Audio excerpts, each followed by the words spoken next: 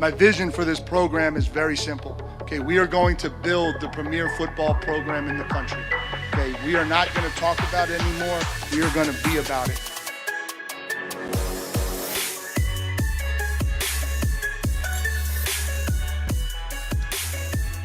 Howdy and welcome back to the Ineligibles podcast.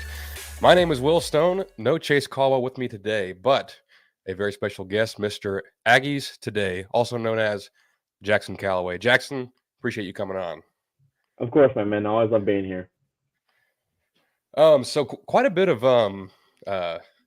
breaking news, like over the past. It's been nonstop since, like, pretty much since the portal started, and it hasn't slowed down at all. So, I guess let's start with the most. Like right before we got on, we saw a Mike Elko lock tweet go out. We think we know what's coming with that. We're keeping an eye on it. AT is working the phones, and if news breaks, this live stream is going to be the first place that has it. So, yep. But until that happens, a couple hours ago, announced that Ross Bjork has moved on from the AD at A&M over to the AD at Ohio State. Is that surprising to you, or is there anything was this something that you saw coming? Yeah, I mean, I feel like anybody that has been kind of paying attention to it, I think you could kind of sense it was coming to an end. With the whole Jimbo buyout, costing the program itself millions of dollars. Right. Something we'd never seen before to that amount. The Mark Stoops debacle, with him going behind the back of the Board of Regents, all that sort of stuff. It was kind of just a whole incorporation of all those things. And so I think anyone that was really paying attention to it could kind of tell it was coming. And I think at this point, I think he kind of tell it was coming. He was looking at the options, and I think Ohio State, I think they're just looking for a guy. They had their athletic director of 18 years retire, and they're looking for a guy to get that NIL. They're trying to get a guy that can organize their NIL, because that's kind of a spot where they're lacking right now. And for them, that it's a good fit. They don't have to worry so much about hiring coaches, whereas A&M was kind of looking for some guys in some key sports. Right. And, expected, but not at all think something that I think will hurt A&M in the long run. Right. So it seemed like a mutual parting of ways. Like, hey, like there's no, animosity or ill will, but you want to go up there, we're okay going in a different direction type of thing. 100%. Yeah. Awesome. Yeah. I mean, that's something I think A&M was looking to do. So I think for them, it probably benefits them, if anything, because it gives them more time to kind of get the next guy in place. That's right. Yeah. And I've always said, like, I've never been a Bjork hater. Like, I've always thought he did a fine job, and it probably wasn't his choice to let Jimbo Fisher go. Whoever decision that was a great decision. We couldn't sit here and go through another year of a lame duck head coach. So props to whoever did that. But like Bjork was saying all the right things, at the start of the coaching search. I'm like, hey, like this guy sounds like he knows what he's talking about. And then, we had the Stoops debacle, like one of the crazier times to be on Aggie Twitter and everything that happened with that. So the most insane night ever. Yeah. So I think any fans that Bjork had, or any goodwill he may have had, probably flipped that day and with that whole situation. But hey, it worked out. We were able to get rid of Jimbo, bring in Mike Elko. We ultimately made the right decision, even if we didn't take the best path to get there, right? So all the best to Ross, and and good luck to him. Is there any names on your radar that might get a look from A&M as the next AD? This early into the search, I think they're still kind of looking to just get the right people into the search, and kind of pulling ideas, and kind of pulling up the priorities in the search. I think they'll look internally. I think there's a few guys internally that they're interested in, but ultimately I expect them to hire somebody from the outside. But I definitely do know that there's one guy that will receive a lot of attention from the A&M higher ups. Gotcha. Well, you know, I trust them. Well, I will say, and I can't remember his name. I bet you probably have it off the top of your head, but the new president at A&M seems like a really, really solid dude. And I'm sure that John Sharp will be involved and whatnot, but I've got a good feeling. I don't know. I feel like we're just on a streak of positivity that it's just going to keep on rolling.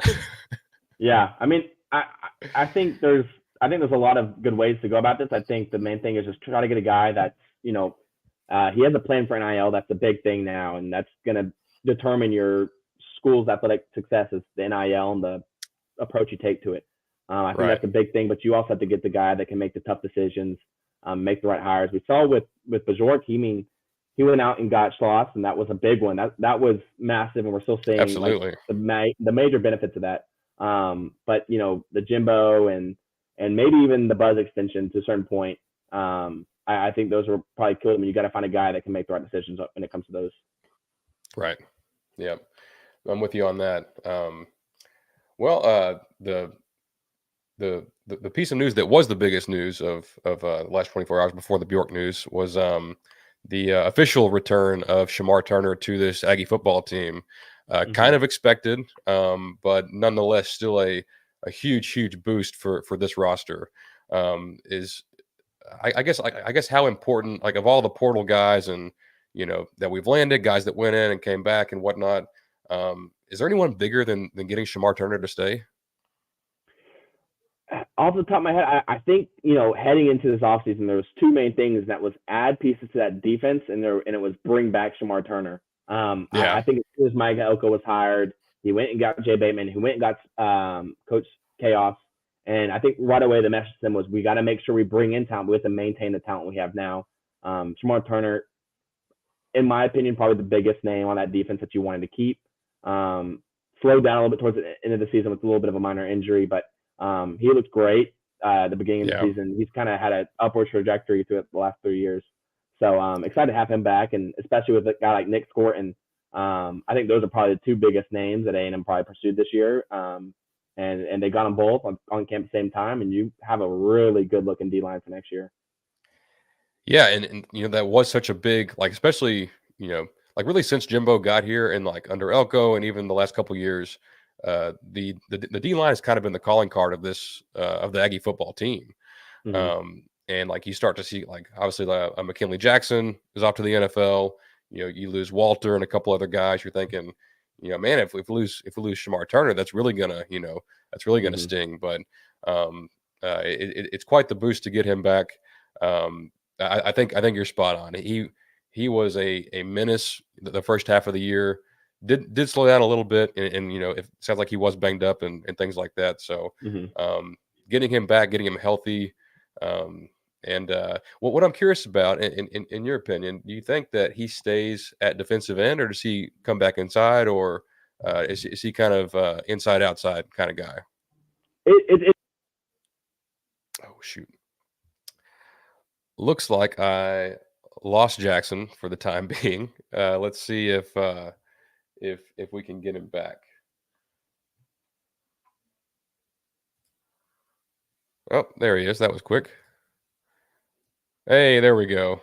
Good? You're good. Yeah, you're back. Are we going to cut that, or? No, you're fine. You're fine. Hey, right. we're still going. Don't know what happened there. Hey, there's been way worse happen. So that was it was a pretty quick. Like, you were gone for like 15 seconds and you were back. So we're all good. I don't even know what happened. They didn't want me to answer the question, apparently. Yeah, but back to what we were saying. I'm very interested to see, Jay Bateman, his defense. I'm curious to see how Mike Elko influences that. I think there's a clear emphasis on pass rush under Mike Elko, and he loves having those guys in the zone coverages, and you have to get the quarterback quick. I'm curious to see what he does. I think when it comes to the rushing down, he'll be on the outside, and he may even get some shots when it's, pass rush on the outside. But I think primarily he'll stick on the inside. You think so? Okay. Yeah. Because I was like, I've got like this little like this roster tracker that I'll do, and I've had him as an end, and like when I look at defensive tackle, I feel good. I feel really good about the first 3 or 4. And like, man, like, we've kind of gotten spoiled to having, 6 guys that can all, that are all super talented and can it's all, insane. Yeah, but I think with him having that flexibility, it makes it even a bigger deal to keep him around. Mm-hmm. And he'll be a fourth year player. He's already proven what he can do, and an off season with Tommy Moffitt, in a Mike Elko, Jay Bateman defense. It's got me pretty excited, and you talk about Scorton and some of these other guys that we have. I guess let's kind of kick it off, the transfer portal talk with the defense. So Texas Bowl, we talked about this on our last show. Texas Bowl, 55 scholarship players. It seemed like even less than that, and even a guy like Turner, he was banged up, couldn't go. A couple other guys that that didn't transfer also had to sit out due to injury. And I'm looking at my roster tracker, and I'm like, man, like, we need some numbers, like we need, even if we just got depth out of the portal, like we don't have enough bodies. Especially, like with the small signing class, and you don't want to count on a bunch of freshmen anyway. But so I feel like we all knew that Elko and them had to go out and attack the portal, but the way they did it was shocking to me. Did you expect that when they got here and with the staff you put together, or was that even surprising to you with how successful that they were? To be completely honest, I think when it was the portal, I knew they'd go into it with a plan. I knew that busy week where we saw all those commits, I knew they were going to try to land a lot of those guys. They were all takes. I didn't expect them to get all those guys in a duration of like 72 hours. They got like 12 commitments in 72 hours. He just kept tweeting. It was insane. I've never seen anything like that before, and it was interesting because it just felt like there was a sense of momentum between the portal guys, and you don't really see that a whole lot in the portal. It's like they're not ever too influenced by each other's decisions, much like it is in high school, to where one guy's a buddy, this one follow. It was interesting because a lot of those guys aren't familiar with each other, and so it was very inspiring to see that. I think that it spoke to the recruiting ability that the staff has, and I mean, you have a few guys, Holman Wiggins and Trooper Taylor, who's been incredible on the trail. Very similar to the way that Elijah Robinson is that he was not just with the running backs, he was recruiting guys at every position. I think the method that they took was incredible. I think that it worked out really well, obviously. But I didn't expect it at all to go the way it did. Yeah, that's a great point about those transfers all kind of coming in together and committing together, because you're right, it is more with high school with high school players. Like you get a top 10 5-star guy, he's going to be like every class has that Pied Piper that goes out and tries to rally the troops. But and maybe that was Elko's plan. Like maybe he said, hey, we're going to get these guys on campus. Like a lot of them came in like came to visit at the same time. So that must have played a part, in getting in getting all those guys to pitch like, hey, like, you're a defensive end, but we got these great corners here too that are going to help you out. And like, I think that was really impressive by them to get that done. And I don't even know the number. I know it's 21 total, but in that week it was like it felt like 18 or 19. It was absolutely nuts. Insane. It was insane. I've never seen anything in my short time covering. I've never seen anything like that. Yeah, no, it's definitely unprecedented, and especially when you contrast that with the previous staff who did take some transfers in their last year here, but it feels like this coaching staff sees things that like obviously much better than the fans do. But like we're sitting here like, hey, like we need transfers, like we need to go out and be aggressive, and this staff is absolutely doing that, which is awesome to see. But I guess on defense, obviously Nick Scorton, but I guess talk about Scorton for a bit. He seems like the crown jewel of this transfer class, and maybe some other guys on defense that you're excited about. Yeah, I mean, Nick Scorton, right away, as soon as he entered the portal, it was a glaring need No matter what you have on the defensive line, that's a guy that you need. He's a very twitchy, long-arm guy. He can play inside or outside. He's not only a great pass rusher, but he's an incredible run stopper. One of the highest rated run stoppers per PPF. And he was an instant need, a guy that you need in the pass rush game. Because A&M last year, while they had, they weren't all they were great in the pass rush. That's an upgrade from any guy on the outside. You lost Fidel Diggs. That was a big loss. You slot in Scorton, immediately you look at that as a plus.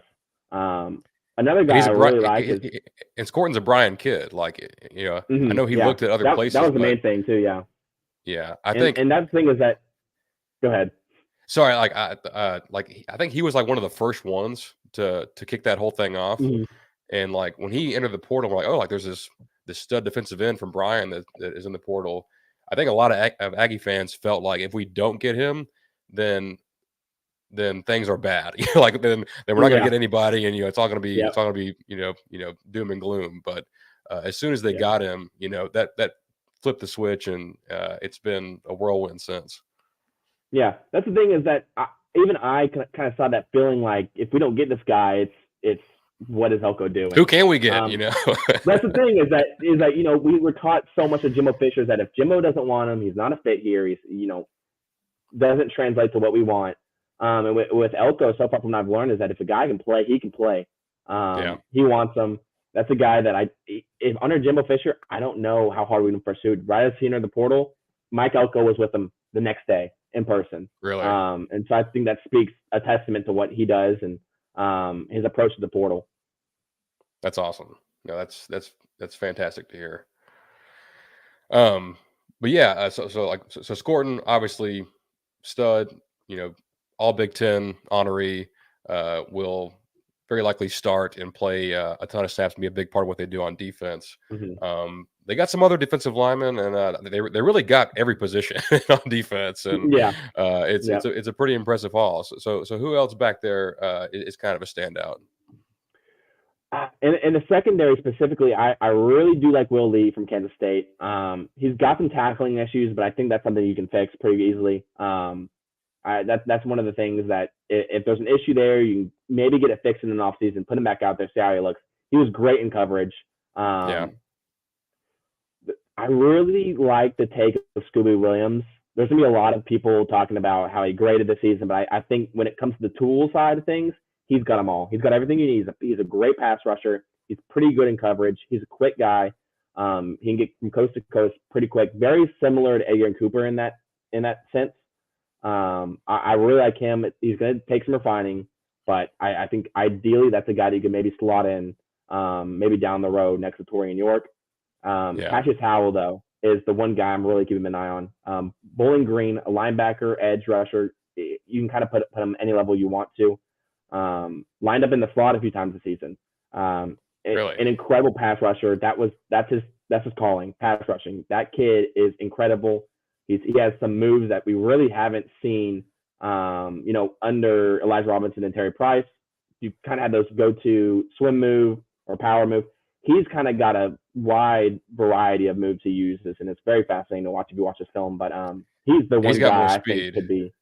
Oh yeah, and he's more of a skinny guy, and that kind of shocked me looking at his film. Is he's a little bit more skinny in speed. So it's very interesting to look at, and I think if he works with Sean Spencer, physically very similar to Micah Parsons. I'm not saying he's Micah Parsons, but he's got easy now. Yeah, he looks the part, but we'll see if he can even get up there. Yeah, no, that's one thing I saw. So when they hired Coach Chaos, Sean Spencer, I tried to do a little research on him, and when he was at Penn State, like they were constantly in the top 10 in sacks.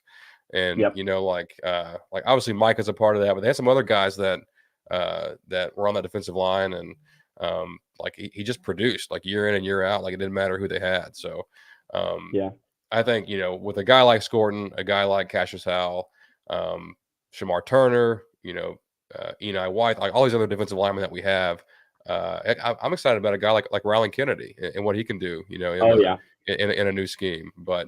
I feel 100%. Like we haven't had that kind of like that twitchy, like bendy guy on the edge since Tyree Johnson.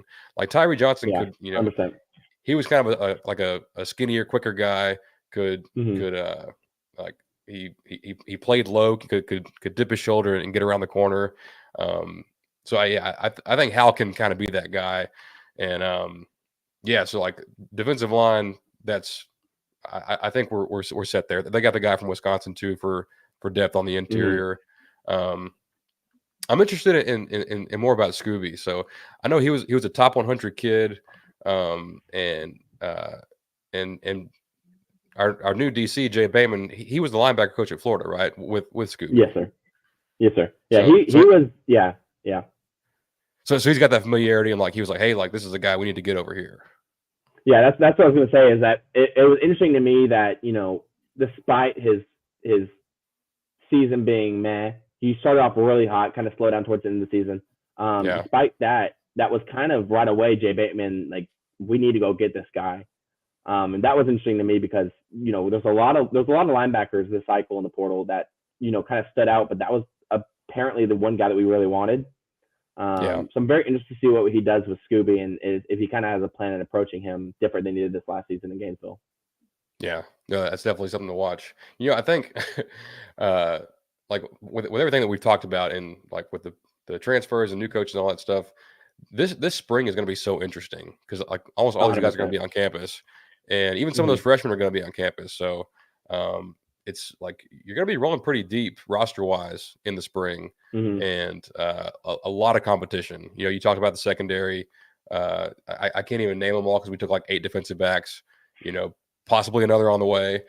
And honestly, I like you got guys like Bryce Anderson.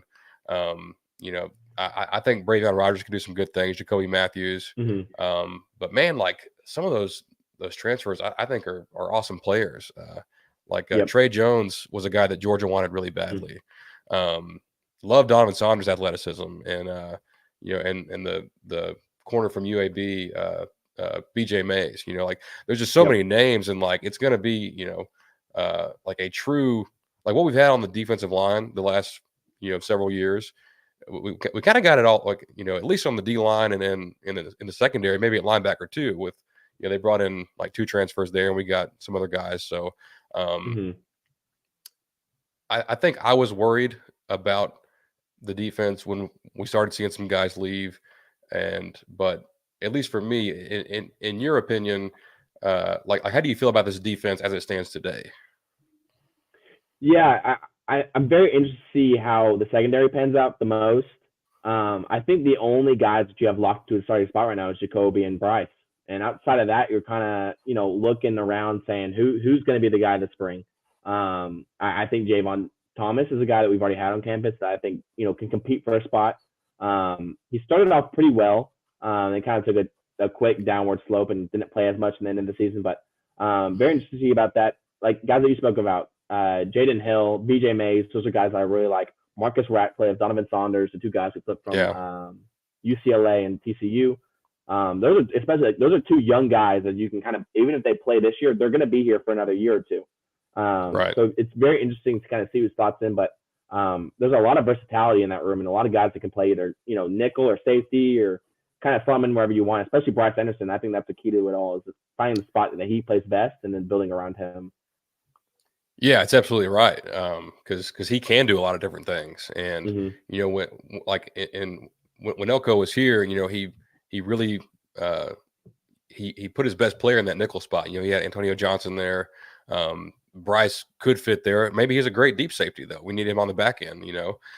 So it's exciting that Elko and Bateman and all these guys have so many pieces to work with, and like there is a true competition, and like there was going to be anyway. Like new coach, like Elko knows the players, but he's like, hey, like we're starting from scratch, like this is all like every job is open, but that like I was concerned leaving the Texas Bowl, and I shouldn't have been, but I was.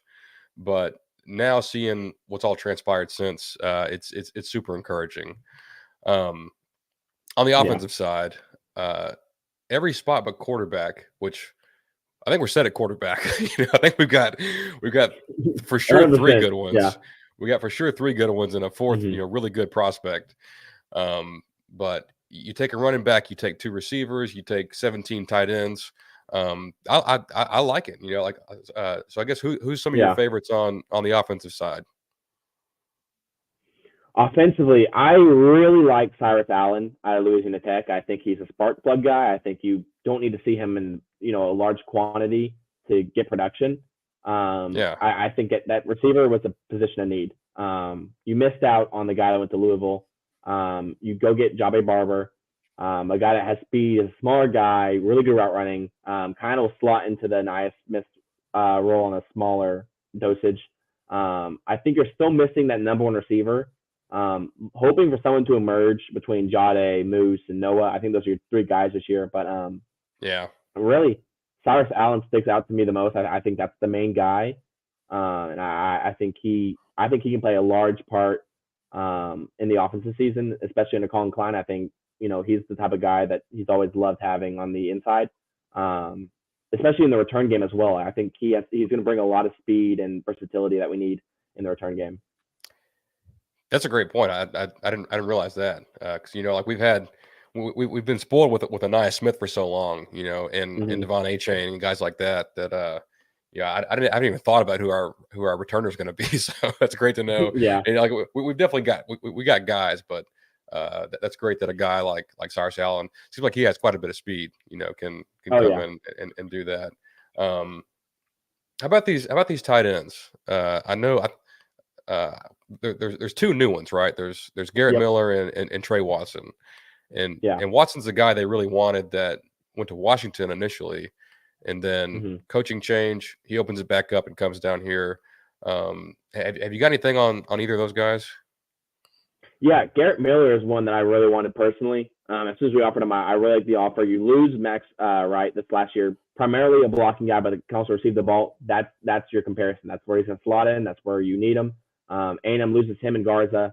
Right, I'm referencing. I'm sorry. You lose those 2. That's kind of your 2 blocking guys that you're kind of hoping to have poised ready for the season. And you bring in Miller, and he's an incredible blocker. And going into the 12-team playoff, a lot of people don't think about this, but you're going to need the bodies. You're going to need bodies that can do the dirty work for you and can be bruisers up front. That's that type of guy that you're getting out of Garrett Miller.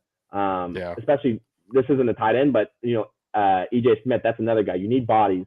You need to be able to distribute the load to different guys and be able to come out in different packages and approach guys in different ways. That's that type of approach that they're taking with Garrett Miller. And Trey Watson's another guy to where he can block, but he can also go and catch it. I mean, he has a sneaky ability to go and make it. He's very athletic. I know Jalen Henderson was a guy that was raving Coach Mike Elko. Mike Elko called him in and asked him, what can you tell us about this guy? Freaky athletic. Don't really expect to see it. Turn on the film, you'll see it. He's a bigger guy. He could hold his own in blocking, but that's just another guy that outside of Theo, Donovan Green, Jaden Platt, you're adding more weight that can go out and receive the ball and just kind of bring a little bit more diversity to your blocking passing game. Yeah, no, absolutely, and that's great to hear about both those guys. I know Miller is kind of thought of as the blocker, but I did watch a little bit of Trey Watson. I think I watched the Fresno State bowl game with Trey Watson, and he looked good blocking in that game. I thought he had a couple catches too, but definitely a super impressive player to land.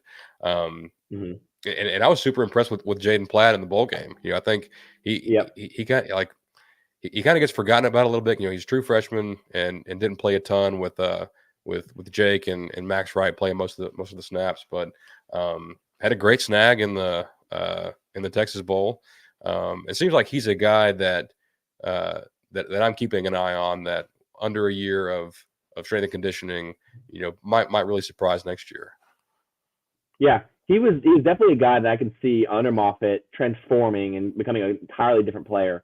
We didn't see him in a heavy dosage this year, but when he played, you could feel his impact. I think in a room with him and Theo and Donovan specifically, I think there's a lot of potential in that room to really kind of create a new type of offense with 3 potentially elite in the receiving game in terms of tight ends. there's so many ways you can go about that, especially in a Colin Klein offense that heavily utilizes their tight ends. I think it's going to be very interesting to see where he goes with those guys. Yeah. Well, and that's a great segue because my next question was about this coaching staff. Let's start with Colin Klein. When we hired Elko, and it was a couple of weeks before we had any hires, if I remember right. Mm-hmm. It felt like a long time. It probably wasn't that long, but I remember I was watching some Duke film, and I'm like, man, like, if he did bring his OC from there, Kevin Johnson, like, well, this guy's decent. Like he's a good OC. Like that'll probably be fine. But Elko wasn't satisfied just bringing over everyone from Duke. He went out and went big game hunting and brought in his number one target, if I understand it correctly. I guess tell me a little bit about your thoughts on Colin Klein, him as a recruiter, as a coach, and how this offense might look. Yeah, I was, initially I didn't know a whole lot about Colin Klein. Truthfully, I had heard his name brought up a little bit, but I was more looking at the LSU guy who was ultimately the second choice, as was said about much by Billy Lucci. That's right. But I was very interested to see because I thought LSU's offense looked great. I think, that guy really centered his offense around Jaden Daniels' strengths. He completely transformed him as a quarterback. Colin Klein has a very different style of play than you'll see most offensive coordinators in the SEC runs. It's a very physical way of play. He uses a lot of his tight ends and his fullbacks, which I personally love that. I think, having another weapon that defense have to account for, I think that's always a luxury to have. I think the run game with his quarterbacks will be interesting. It's been heavily emphasized that he loves running his quarterbacks. Interesting how it goes to Weigman. I'm not quite sure if there's going to be some hesitance to do that after the injury to Weigman this year, but down the line, you have Marcel Reed. That guy can run. You can bring him in certain packages. I'm interested I'm really interested to see how he mixes with Adam Cushing, the O-line coach. I want to see how they approach the run game because I feel like this past season, we didn't really have an effective run game at all. I'm interested to see. I think the air raid under Colin Klein is going to be successful. I'm curious about the run game. I'm curious if we're going to be able to utilize that to our strength and continue to pound these defenses into the ground like we did in the COVID year. Yeah, no, I definitely tend to agree. This past season, the run game was not at its best, and it seems like I shouldn't do this, but I do. And I picture Devon Achane in a Colin Klein offense and being able to use Devon Achane like Colin Klein used Deuce Vaughn. And, it's neither here nor there. It's in the past, but I'm really excited about what, about what he can do with this roster that he's got. No offense to Kansas State. They had some really great players. And did some tremendous things with him at the helm of the offense. I'll say this during COVID, I think who was their quarterback back then? I think it was like Skylar Thompson was the K-State quarterback, and he went out early in the year, and they brought in Will Howard, and Will Howard stunk that year. I think he must have been a freshman. I think he was awful. I couldn't throw, and I was like, man, like this guy just ain't got it. And maybe it's something else. Maybe it's, Colin Klein's coaching, but he improved drastically, in his time at K-State. Luckily, Coach Klein has some pretty great, pieces to work with here already, especially with a healthy Connor Weigman. In terms of the running back rotation, seems like all four of those guys, Amari, Moss, EJ Smith, and Ruben, seems like it's anyone's kind of game right now. Like it's an open competition there for who's going to be. Well, first of all, if there will be a lead back at all, but who gets the lion's share of the carries? Yeah, it's interesting because I think at different points of the season there was a different head of the house. I think Le'Veon Moss overall, I think he was the best running back this last year. I think he is the most NFL ready. Amari Daniels brings a lot of versatility. He's a passing game guy. He really shined at moments this year. But there's a little bit of a fumbling issue that I think we saw a few times this season. I think that limited his load. Ruben Owens, again, he's still growing as a guy. You can kind of see he has the tools. He seems to put it all together. EJ Smith is interesting to me because I think he's a really good running back. He's averaged 5 yards a carry his entire career. He hasn't gotten a whole lot of carries, which is interesting to me. It was really good in the passing game out of high school, but wasn't really utilized in that at Stanford. So I'm interested to see how they go in that direction. But I think overall that running back room is full of number one guys. It's just all about putting them in the right place at the right time and kind of putting them in a spot to be successful. Because I think last year there was a little bit of I don't think there was enough creativity when it came to the running game. I think that's fair. And something that we haven't really done, or didn't do under Jimbo hardly at all is screens. And like every now and then we throw a pass to a back, but that kind of stood out in watching a couple of K-State games, like whether it was, Deuce Vaughn or Giddens or Benson. It seems like, I get Benson and Trayshawn Ward mixed up. I know one of the Florida State guys went to K-State, but they threw to the backs quite a bit. And I feel like, Ruben is, I think Ruben and EJ are both really, really suited to do that out of the backfield.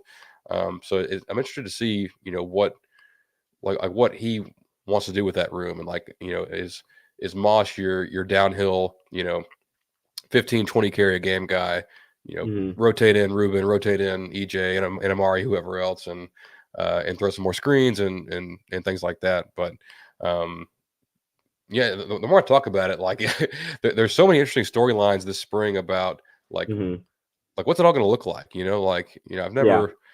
I'm always excited for the spring game. It's we get a chance to watch our team, but now getting a chance to see upwards of 35, some odd new players, a whole new coaching staff, and a creative offense. It's pretty exciting. I'm looking forward to it. Yeah, sorry. Go ahead. I was going to say about the screens. I completely agree. And that's something. Whenever I was watching Klein and myself, I was thinking, we never got our players in the space. I feel like we never really gave them that opportunity to make the yards at the catch. It was always catch it. If you get something else at the catch, awesome. But just be where you're at. I'm very interested to see that kind of incorporated into the offense. Yeah, absolutely. Because we know we have talent, right? Like there's not a bunch of there's future NFL players on this offense, and 100%. especially at the skill spot. And I'm really excited to see how all that comes together. Elsewhere on the offense, talked about Cushing. I think that was probably one of the most important hires that Elko made. Klein, 100%. Moffitt, Cushing might be third. In that mix. Have you heard anything so far in his short time here? Is either coach or recruiting, but any feedback from the players or anything like that from on Adam Cushing? Yeah, as a coach, I haven't heard a whole lot. I think they've only been with each other for probably a week or so max. And so I haven't quite been able to hear anything on that. But I do know as a recruiter, I was speaking to a coach at Louisville, and he was emphasizing he's making the Texas guys in priority. Michael Fasusi, a 5-star offensive tackle for next year. Didn't hear a whole lot from Steve Adazio. In state, we were falling off the. He comes in, immediately launches us up back in the top 3. He told me, stuff like that. That's stuff you need to do. I feel like under Adazio, we didn't see a whole lot of elite O-line recruiting. Right away, he's come in and he's immediately made that a priority. He realizes the needs that we have, and I think he definitely added some, needed depth, needed competition at the positions. And I think overall, I think this spring, it's going to be all about getting his guys, in the right spots. I think there was a little bit of confusion, and I don't think there was a whole lot of confidence within the O-line unit under Adazio. I feel like he was always yelling them, but he wasn't quite teaching them as much. Right. It was a weird situation. And I think if he just allows his O-lineman to get more comfortable, build the confidence, and kind of just keep the 5 in there. If there's a 5 that's doing well, just keep them in there, allow them to get that cohesion going. Right. I think that would be a big thing. And I think he's kind of figuring out, what we need. I think this spring for him is all about getting his guys healthy, fathering, and kind of knocking the dust off of him, because that's a big piece this year. Yeah. I tend to forget about a guy like Ruben, because he was banged up and missed a lot of this past season. But of all the things that went wrong with Jimbo Fisher's tenure there at the end, there may not be a bigger part that went worse than keeping Steve Addazio on, and just the absolute like the regression of that unit, and how things kind of fell apart. But and people will ask me, like, do we have the guys? Like, is it coaching, or is it the talent level? And it's probably somewhere in the middle. But like we've got some players on this offensive line. Like this is not a bare cupboard by any means. And even though like they went out, they got 3 transfers to come in as well on the offensive line. But there's it's like we said it everywhere else. Like there's going to be a true competition. And if I had to put together a starting 5 right now, I couldn't tell you who it's going to be. It's tough. It's tough, especially the depth that they brought in. Like, you don't really know, where those guys can slot in, especially because they all have experience. That's kind of the biggest thing, is that they've all started at least a full season. Especially with, Basontis coming back, potentially taking over a guard spot. Who's the slot in at the other tackle? Trey Zoom's back. What's the situation at center? Who are you going to play at center? Right. Can we get Bryce Foster back to where he was under Henson? I think that's one of the biggest question marks this offseason. Yeah, I think you're absolutely right. And so, like, you said something there on the recruiting aspect with Fasusi out of Louisville. He's what is he? He's a 5-star kid in 2025. And the old staff didn't really communicate with him very well, sounds like. Yeah, correct. So I big shout out to 24/7. I was reading, something they had up the other day. It was either Carter or Andrew Hattersley, but it was about the Katy receiver. Is it Marsh? Andrew Marsh? Does that sound right? Oh, yes, sir. Okay, so same thing there, right? Like, Marsh grew up an A&M fan, and is he also a 5-star, top 100 kid? Like, highly rated? He's at least on the border. He's at least on the borderline. Right. So probably a top 50 player in his class. Mm-hmm. Didn't hear from A&M. Like, it's crazy. A lot of people with moving on from Jimbo, there was a lot of, and I'm guilty of it too. Like, can we get someone that can recruit as well as he did here, and bring the coaching and culture and everything else? It sounds like they're at obviously the 22 class, historical in that moment, from a rating, numbers perspective, whatever else. But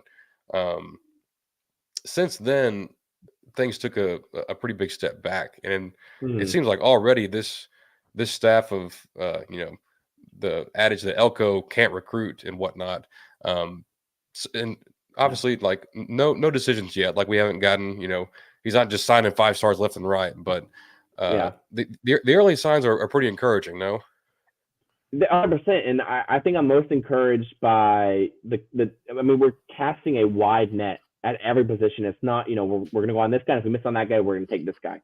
It's not option A, and then we don't have an option B or C. We're just going to trade to D. And it's a lot more so. I think the staff is so hungry, and I think a lot of them have so much to prove. A guy, Trooper Taylor, has been stuck kind of Arkansas State, Duke, and now he gets another shot with A&M.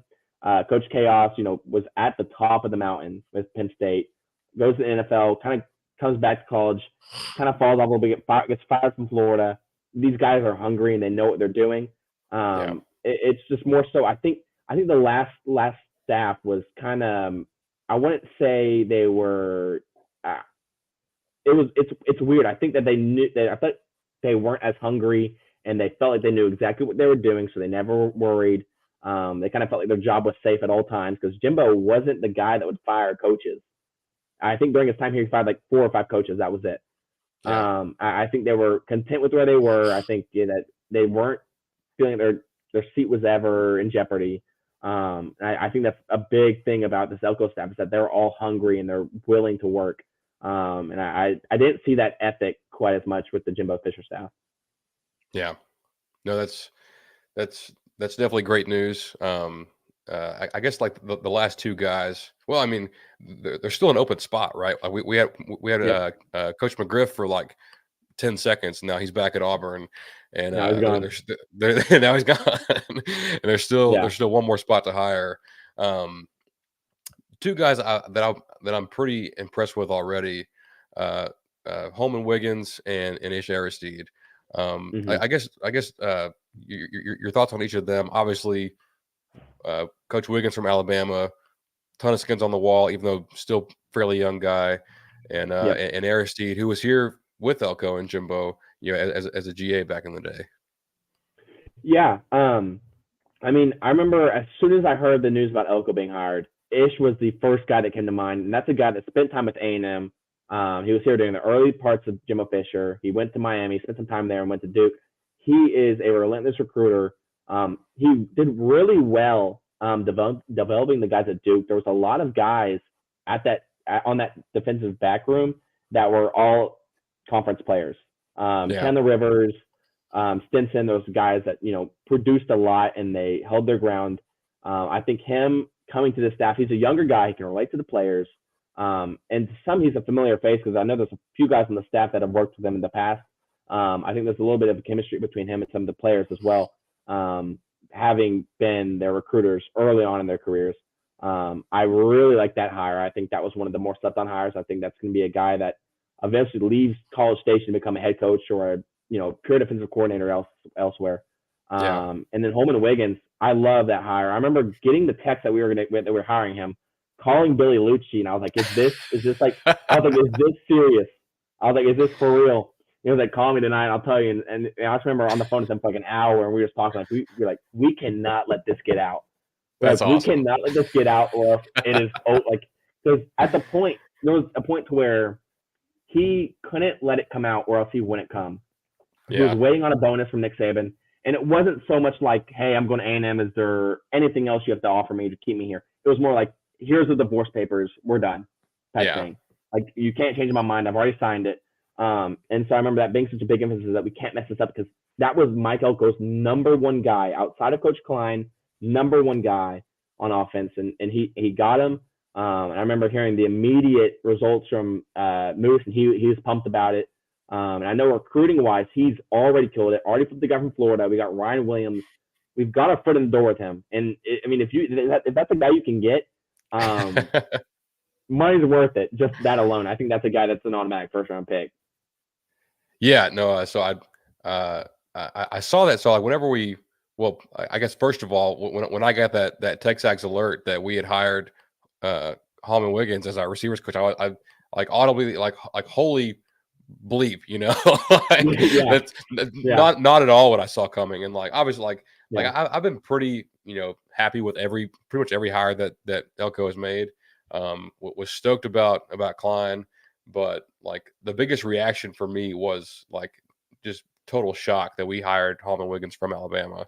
And maybe he knew about Nick retiring, maybe he didn't, but it doesn't matter because he's here now. But with Ryan Williams, like everyone like he was the lone like uncommitted like top flight receiver in that class. From Alabama, committed to Coach Wiggins and Nick Saban at Alabama. Came on a visit last week. Seemed to enjoy it. It seems like Auburn still the betting favorite, but have you got any update there? Yeah, I mean, everyone I've talked to continues to tell me Auburn's the team. Texas is still involved there, but A&M's continuing to push. That's their number one priority at the moment. Finishing out this class is him and Terry Bussey. Those are the last two guys. They're giving all the resources to those two guys. And Ryan Williams, that's a guy that if you get him, he could work his way into the starting rotation by week 1 or 2. I mean, he's a talented guy. He would be probably a more talented guy coming in A&M as probably more talented than Evan Stewart, I would say. Really? I mean, he was the number one guy in the class before he reclassified to 24. I mean, even then, if you go watch the All-American Bowl, he was killing it. Like you could tell there was a very obvious talent difference between him and everyone else, and that's one that Mike Elko and Colin Klein and Holman Wiggins, that's their number one priority right now, is getting that guy on the boat. Yeah. No, I saw somebody had retweeted his highlight tape the other day, and it's super impressive. There's no doubt about it. The kind of player he is. So we're definitely keeping an eye on that. As far as any transfers, I know there's we got the Elko lock right before we came on. We have an idea of who it is. We won't say it yet, but after that, I guess in the next window and potentially in the summer, is there more targets? Or are they kind of in wait and see mode until the summer gets here and they see how it looks? Yeah, it's interesting. Obviously, there's still a number of guys we're talking to, and I think there's still a need at defensive tackle. I don't know anyone on the open market right now that would kind of fit what we need. I feel like we kind of just need that nose guy, the physical run stopper. We'll see what happens there. I think the spring portal window will certainly be one that we see more guys coming to A&M. I think that's also a portal where you may see a few guys leave A&M. I think there's a lot of competition, and I think at that point you may see a few guys enter. A&M has not escaped the transfer portal bug yet. I think you're going to see more in the spring. I don't think it'll be anyone big, but it'll be worth filling that spot. I'm trying to think of anyone off the top of my head. I don't really have anyone on the portal, but I do know the guy that just got released from his NOI, letter of intent, from Texas. I think his name is DeAndre Robinson. I think. Bingo. Yeah, I knew that's the guy that we're wanting to pursue, and he could fit that role. But it sounds like outside of those guys, yeah. And Coach Spencer had been recruiting him to Florida. Yes, yeah. Is that right? Okay. Him and Jay Bateman are both very familiar with him, and I know like Coach Ish and all of them, like they were very, very familiar with him as well because they were recruiting him at Miami. I got you. Cool. And then I guess anything on I saw Broninger on TexAgs posted that what's his name, Steve Linton visited this past week. Is there any interest there? Do you think he's a guy that they go hard after, or are they good with their edge guys? Yeah, I think that's a guy that could be interesting. I don't know if he's the first or second option, but I think he's certainly a guy that could come in and add some depth to that linebacker room. Good deal. Well, I guess the last one before we let you get out of here. We talked a lot about him last week, but of all the big hires, the hire of Tommy Moffitt to this coaching staff to head up strength and conditioning, not just from a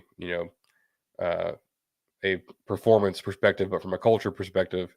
How huge is that to get a guy that's like the godfather of collegiate strength and conditioning to join your coaching staff here?